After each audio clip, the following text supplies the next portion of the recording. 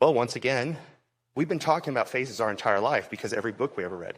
So if you ever heard the phrase, keep a stiff upper lip, we say that to someone when we want them to be stoic. They've been sharing too much information.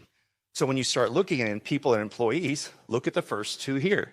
See that how they have thinner upper lips?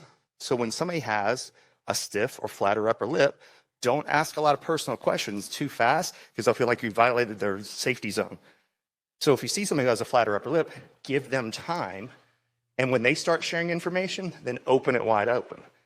Now, what do you think the number one plastic surgery is right now, or cosmetic surgery is? Lip enhancement, fillers, absolutely. So it's an affect effect thing.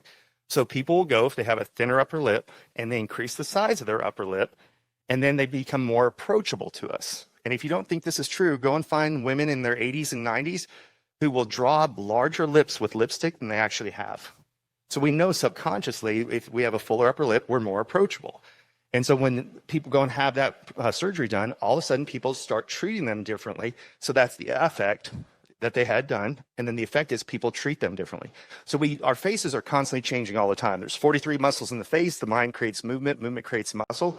You don't have to have plastic surgery done. You can do things like smile more, talk more. The reason for flatter upper lips, it starts with genetics. But if we do lip suppression, it flattens them out even more. And that's why sometimes when somebody leaves a bad relationship or a job they hated where they weren't allowed to have a voice, and we see them, we say, you look like a brand new person. Because they do. They start doing different facial movements and their faces adjust over time. If you guys ever want to see, shoot me an email. I'll send you a picture of me at 18 versus 38, two completely different people.